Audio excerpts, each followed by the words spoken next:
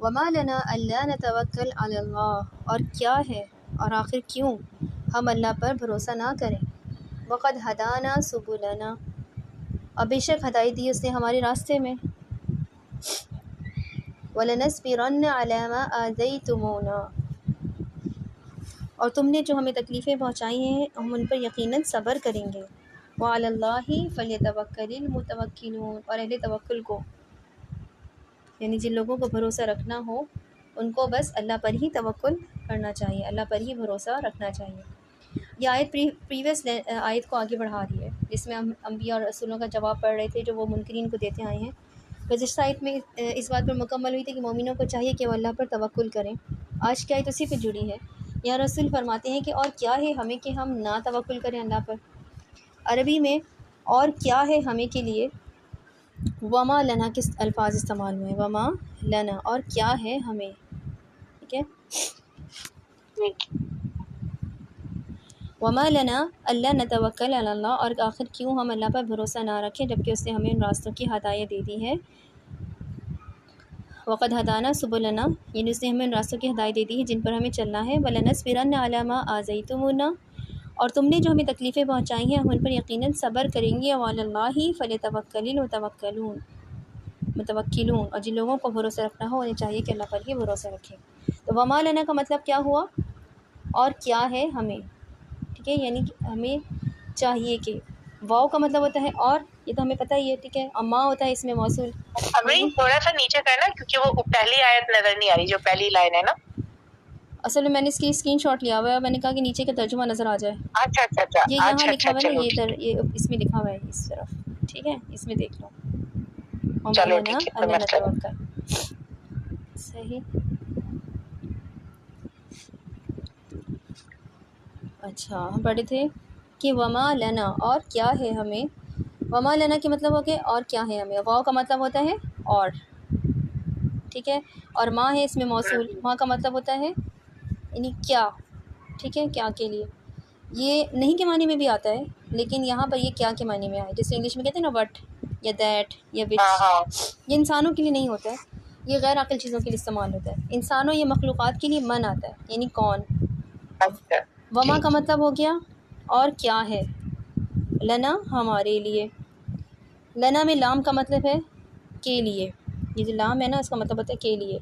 اور نون کا مطلب ہوتا ہے، نون الف لام کا مطلب ہوتا ہے ہمارے یا ہم، ہمارے لیے. اب لنا کا مطلب ہو گیا ہمارے لیے.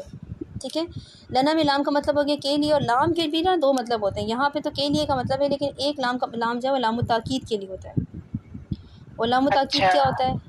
لام التاکید کا یعنی کہ اس کو چاہیے کہ وہ، یعنی زور دینے کے لیے استعمال ہوتا ہے. اب یہاں یہ لام کے لیے کے معنی میں آیا ہے اور نہ جب الفاظ کے آخر میں آتا ہے تو وہ اس میں ہمارے کے معنی ہوتے ہیں. جیسے اس کی فار ایگزامپل ہم دیکھتے ہیں، جیسے ہم کہتے ہیں نا کتابنا ہماری کتاب، رسولنا ہمارے رسول. ٹھیک ہے. اچھا، وما ارسلنا کا کیا مطلب ہوا؟ جیسے وما اور ما کا مطلب ہو گیا نہیں. وہاں پہ جو ما ارسلنا کا جو ہے نا نہیں کے لیے آ رہا ہے، اور نہیں ارسلنا کا ہم نے بھیجا. صحیح ہے، لیکن وہاں پہ ارسلنا کا میں نون جو ہے نا وہ دوسرا والا ہے. یہاں پہ جو آ رہا ہے نا رسولنا، یہ ہمارے لیے والا آ رہا ہے. ٹھیک ہے، رسولنا ہمارے رسول، سبولنا ہمارے راستے. اچھا، آج کے لیے اتنی گرامر کافی ہے. ہم آگے چلتے ہیں. کیا ہے ہمیں کہ ہم توکل نہ کریں اللہ پر. یہ ایک سوال ہے جو منکرین سے رسول پوچھتے ہیں. کیا ہے ہمیں کہ ہم توکل نہ کریں اللہ پر، یہ ایک سوال ہے.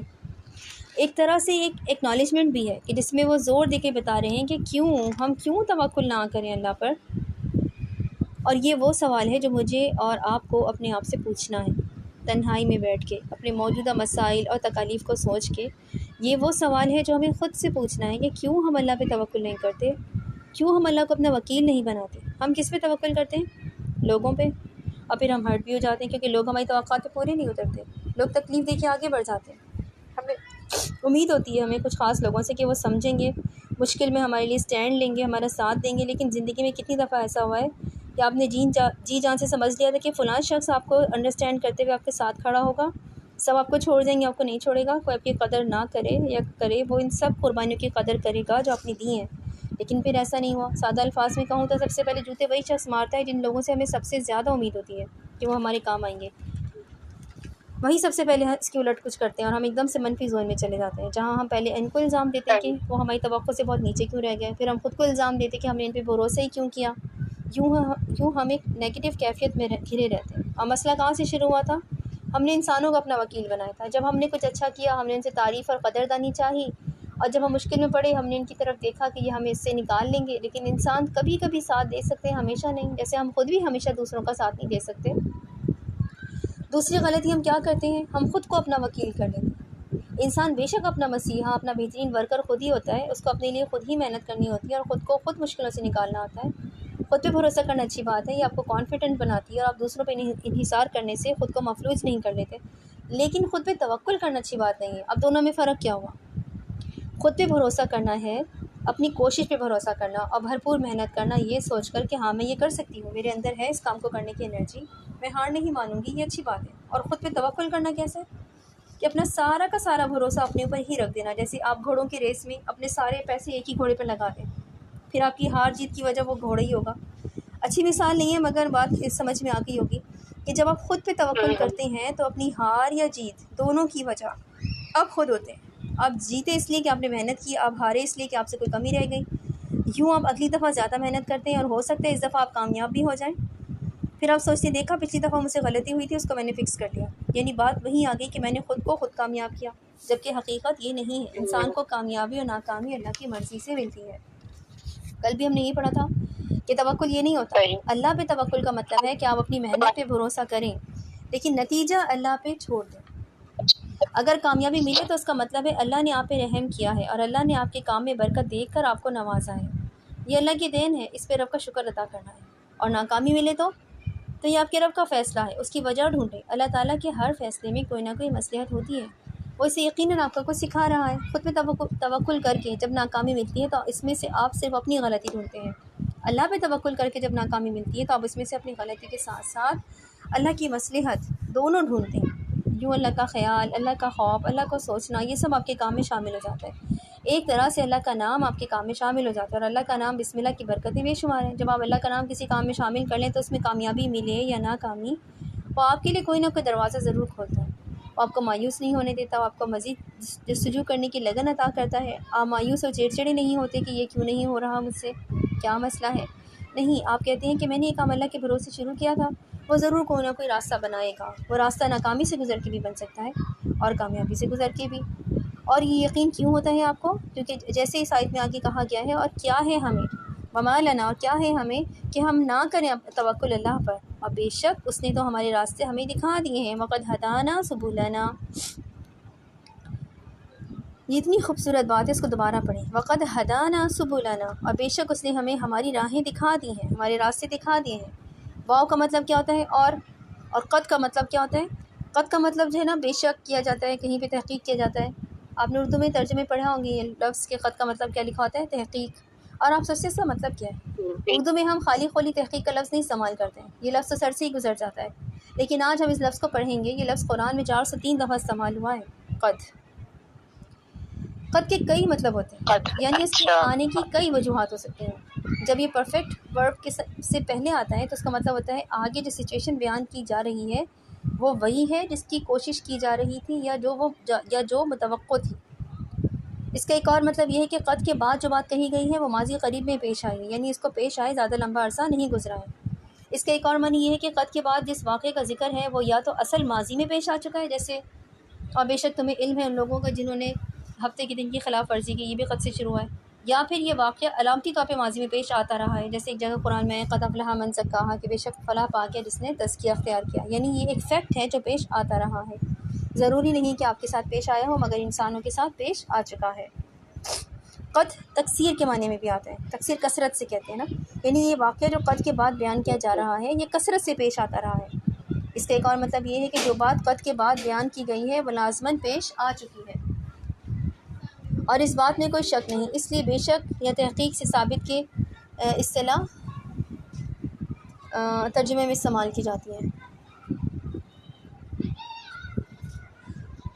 ہم اس لفظ قد کا پیچھا کیوں کر رہے تھے؟ تاکہ ہمیں وہ بات سمجھنے میں آسانی ہو جو اس کے بعد کہی جا رہی ہے، اور وہ بات کیا کہی جا رہی ہے؟ وقد ہدانا سبلنا، اور بے شک اس اللہ نے ہدایت دی ہمیں ہمارے راستوں میں، یعنی یہ راستوں کی طرف ہدایت دینے کی جو بات کی جا رہی ہے یہ آپ کے ساتھ ماضی میں کئی دفعہ پیش آ چکی ہے۔ خدا کا لفظ ہم پہلے بھی پڑھ چکے ہیں۔ درست اور غلط کا فرق معلوم ہونا، دن کی روشنی، وین گارڈ، گائیڈ، تحفہ، قربانی، راستہ دکھانا، سڑک، ہدایت، یہ سب ہدا کے معنی ہیں۔ سبلنا بنا ہے دو لفظ سے، سبیل اور نا سے، ٹھیک ہے۔ نا کا مطلب تو ہم نے پہلے پڑھ لیا نا کہ ہمارے لیے، اور سبل کا لفظ ہم پہلے پڑھ چکے ہیں۔ سبل کا لفظ نکلا ہے سبیل سے، سبیل اللہ کیا تھا؟ اللہ کا راستہ، اور سبل جمع ہے سبیل کی، سبیل کا مطلب ہوتا ہے راستہ، یعنی سبل کا مطلب ہو گیا راستے، سبل جمع ہے، سبلنا سبیل کا جمع۔ سبیل کا ایک اور مطلب لائف اسٹائل بھی ہے، زندگی گزارنے کا طریقہ، اس کا مطلب کاز بھی ہے، یعنی کہ مقصد، زندگی کا مقصد کہ گول، ہدف۔ اب یہاں کہا جا رہا ہے کہ ہم کیوں نہ توکل کریں اللہ پر، جبکہ وہ اس سے پہلے کئی دفعہ ہمیں ہمارے راستے دکھا چکا ہے۔ قد کی وجہ سے ہمیں معلوم ہوا کہ یہ راستے دکھانے والی بات ماضی میں کثرت سے ہمارے ساتھ پیش آ چکی ہے۔ اتنی لمبی گرامر پڑھانے کا مقصد آج آپ کو یہ یاد دلانا تھا کہ ماضی میں کب کب اللہ نے ہمیں ہمارا راستہ دکھایا ہے۔ راستہ دکھانے کا کیا مطلب ہے اور کون سا راستہ؟ اللہ تعالیٰ مجھے اور آپ کو کس طرح ہمارا راستہ دکھا چکا ہے، اور یہ یاد کرنا کیوں ضروری ہے؟ کیونکہ ہم اللہ پہ توکل مضبوط نہیں کر سکتے جب تک ہمیں یہ یاد نہ رہے کہ اللہ نے پہلے کس طرح ہمیں ہمارا راستہ دکھایا تھا۔ چلیں آج یاد کرتے ہیں ہدایت یا راستہ دکھانا ہوتا کیا ہے، اور یہ کہ اللہ تعالیٰ نے ہمیں مسلمان پیدا کیا اور بچپن سے ماں باپ کے دینی اساتذہ کے ذریعے ہماری ہدایت کا بندوبست کیا۔ یہ بھی اس کا ایک مطلب ہے۔ کتابوں، رسالوں، دینی لوگوں کی صحبت سے ہمیں سیدھے راستے کا علم ہوا، اور اگر آپ آج یہاں موجود ہیں، قرآن پڑھ رہی ہیں، یعنی قرآن کی اسٹوڈنٹ ہیں، تو یقیناً اللہ تعالیٰ نے ماں باپ اور اساتذہ اور اچھی صحبت کی وجہ سے آپ کو یہ راستہ دکھایا۔ لیکن راستہ دکھانا صرف یہی نہیں ہوتا، اس میں اور بھی بہت سے معاملات آ جاتے ہیں۔ جیسے کبھی آپ کسی انسان سے ملے اور ساتھ کام کرنا چاہا، لیکن ایک دم سے آپ کو ایک بری وائبز آنے لگ جائیں اور دل میں کچھ کھٹک جائے، اور آپ اس کام کو ترک کر دیں اور بعد میں یہ فیصلہ درست ثابت ہو، اور آپ سوچیں کہ واہ دیکھو میری ججمنٹ کتنی اچھی تھی، مجھے کچھ کھٹکا تھا اور ایسا ہی ہوا۔ آپ کو کیا لگتا ہے یہ جو آپ کو کھٹکا تھا وہ بس یوں ہی تھا، کچھ رینڈم سا؟ نہیں، وہ اللہ کی طرف سے تھا، وہ اللہ تعالیٰ تھا جس نے آپ کے دل میں خیال ڈالا تھا کہ کبھی آپ کوئی کام کرنے جا رہے ہو، کوئی چیز خریدنے ہی جا رہے ہو، اور دل میں خیال ہے کہ نہیں کچھ گڑبڑ ہے، اور پھر بھی آپ وہ کر دیں اور بعد میں گڑبڑ ہو اور آپ سوچیں کہ ہائے کاش میں جو مجھے خیال آیا تھا میں اس کو سن لیتی، تو کیا لگتا ہے آپ کو کہ وہ خیال جو دل میں خود ہی آ گیا تھا؟ کیسے خود آیا تھا؟ آپ تو وہ کام کرنے جا رہی تھی، پھر اتنا اپوزٹ خیال کس نے ڈالا، کس نے آپ کو کریکٹ کرنا چاہا؟ کبھی آپ کو اچانک کوئی خواب آ جاتا ہے اور آپ کو کسی کام سے باز رکھا جاتا ہے، کبھی آپ کسی مسئلے میں پھنسے ہوتے ہیں اور کوئی شخص آپ کو اس کا حل بتا دیتا ہے، آپ کسی دوست سے بات کر رہے ہیں، وہ چٹکی میں آپ کا مسئلہ حل کر دیا اور آپ سوچتے ہیں واہ وہ کتنا عقل مند ہے، اس نے کیسے میرا مسئلہ حل کر دیا۔ یقیناً آپ کا دوست عقل مند ہوگا اور یہ اس کا احسان ہے، لیکن کس نے اس سے یہ احسان کروایا؟ آپ کے دوست کے دل میں یہ حل کس نے ڈالا؟ ہو سکتا ہے اس دن آپ اس سے بات نہ کر پاتی، ہو سکتا ہے وہ آپ کا فون ہی نہ اٹھاتا، مگر کس نے آپ کی اس سے بات ممکن کروائی؟ اور کبھی آپ کسی کام کے درمیان میں ہو اور کسی انسان سے یوں ہی تذکرہ کرتے ہیں اور وہ آپ کو کوئی ایسی بات بتائے جو آپ کی امید کے برخلاف ہو، اور وہ بات آپ کو نقصان سے بچا لے، تو آپ سوچتی ہیں واہ کتنا اچھا ہوا، اتفاق سے میں نے اس کو یہ بتا دیا اور اتفاق سے اس نے مجھے حقیقت سے آگاہ کر دیا۔ کون سا اتفاق؟ اس دنیا میں اتفاق نہیں ہوتے، وہ کوئی اور تھا جس نے کسی انسان کے ذریعے آپ کو راستہ دکھایا تھا۔ کبھی آپ کسی انسان کی کوئی بات، کسی کتاب میں لکھی بات یا فیس بک پہ کوئی پوسٹ وغیرہ، سوشل میڈیا پہ کوئی اسٹیٹس پڑھ کے ہی درست راستے کا انتخاب کر لیتے ہیں۔ کون ہے وہ جو اس بات کو آپ تک لے کر آیا؟ کون ہے وہ جس کو آپ کو اتنا خیال ہے؟ اور کون ہے وہ جو ہماری ساری نافرمانی کے باوجود ہماری مدد کرتا ہے، ہمیں تکلیف سے بچانے کے لیے ہمیں درست راستے کی طرف راہ دکھاتا ہے؟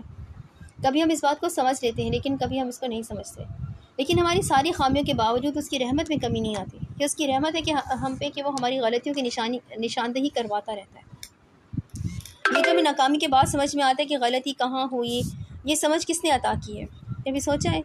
ہمیں اس وقت اچھی طرح معلوم ہے کہ زندگی میں کہاں کہاں ہم نے بلنڈر مارے اور کہاں ہم نے غلط راستے چنے، بھلے ہم ان کو فکس کریں یا نہ کریں، ہمیں معلوم اچھی طرح ہے ہماری کن بری عادتوں سے ارد گرد کے لوگوں کو تکلیف ہوتی ہے، اور ہم اپنے کس رویے کی وجہ سے ہمیشہ شرمندگی اٹھاتے ہیں۔ ہمیں بہت اچھے سے پتہ ہے یہ سب بھی، اور یہ بھی ایک رہنمائی ہے نا جو آپ کو آپ کے رب نے آپ کے لیے بنا دی ہے، یہ آگہی بھی اسی نے دی ہے، اور یہ بہت بڑی نعمت ہے۔ سو کیوں نہ ہم اس پہ توکل کرنا سیکھیں جو پہلے بھی ہمارے سارے مسئلوں کو حل کرتا آیا ہے۔ اور یہ سچ ہے کہ اب اپنے کتنے بڑے مسئلے اب آپ کو یاد بھی نہیں ہوں گے، کیونکہ وہ یا تو حل ہو گئے یا وہ بے معنی ہو گئے۔ کون کرتا رہا یہ آپ کے لیے؟ آپ کا رب، تو جس نے پہلے بہت سی مشکلوں سے نکلنے کا راستہ دکھایا ہے، جس نے پہلے اتنے برے حالات سے آپ کو نکالا، تو کیا وہ اب نہیں نکالے گا؟ اور کیا ہے ہمیں جو ہم اس کو مکمل توکل نہیں کرتے؟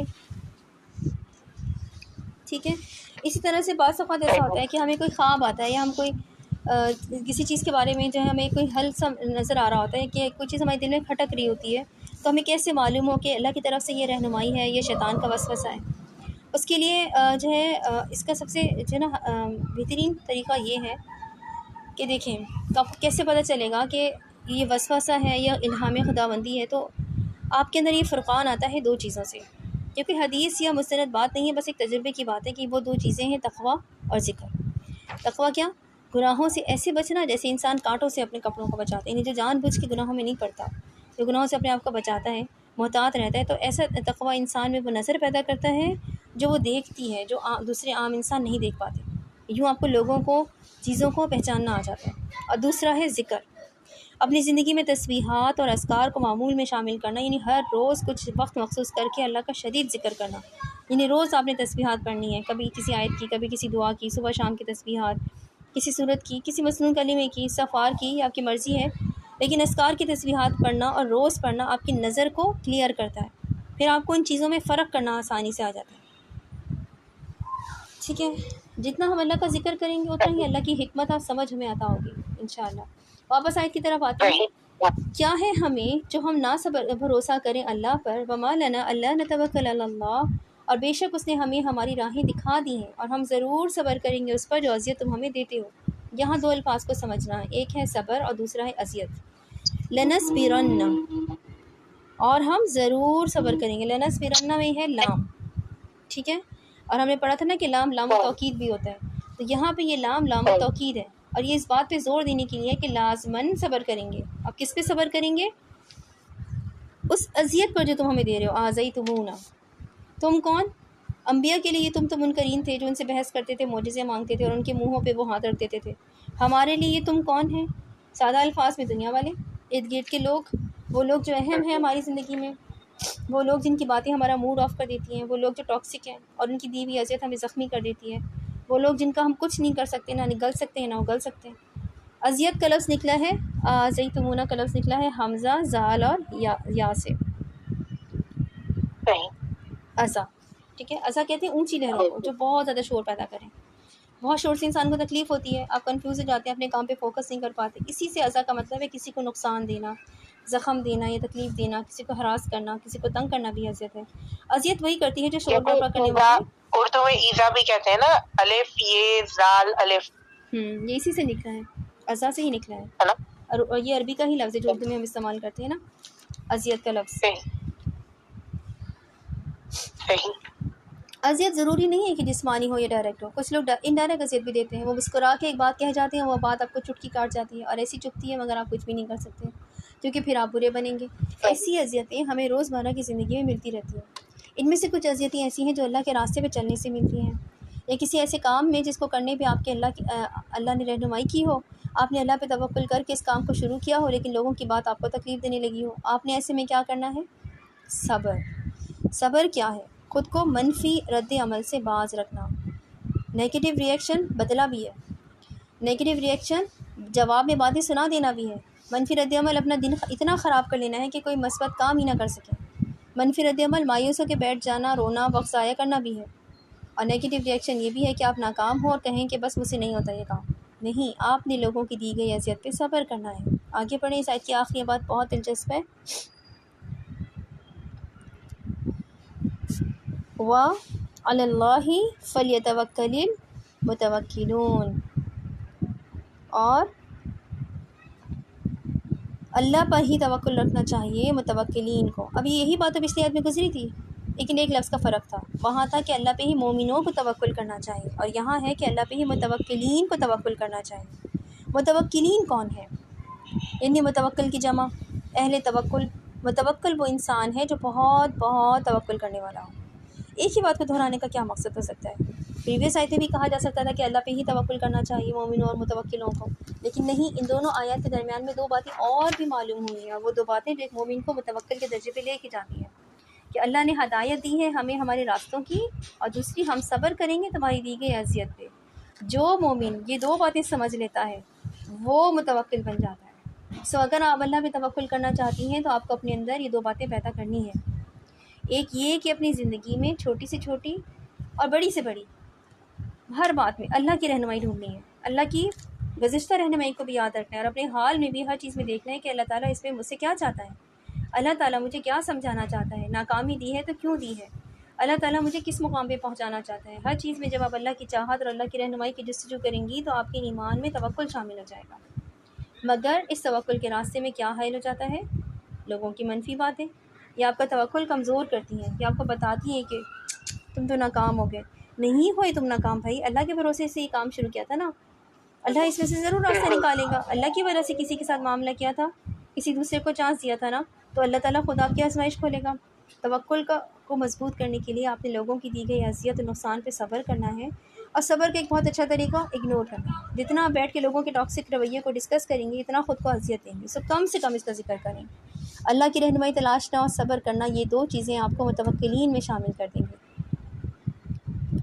آج سے ہم نے کوشش کرنی ہے کہ نقصان یا اذیت ملنے پہ اللہ کے حوالے، یا اللہ مالک ہے، یا اللہ اس میں سے کوئی راستہ نکالے گا، کہنا شروع کر دیں، اور ان الفاظ کو زبان سے کہنے کی عادت ڈالیں۔ بھلے آپ کے دل کو پورا یقین نہ ہو، بھلے دل خوفزدہ ہو، لیکن زبان سے اپنے کانوں کو یہ باتیں سنایا کریں۔ کانوں سے ہی لوگوں کی بری باتیں دماغ کے اندر جا کے بیٹھتی ہیں نا، سو خود کو اپنے کانوں سے ہی اچھی باتیں سنایا کریں انشاءاللہ۔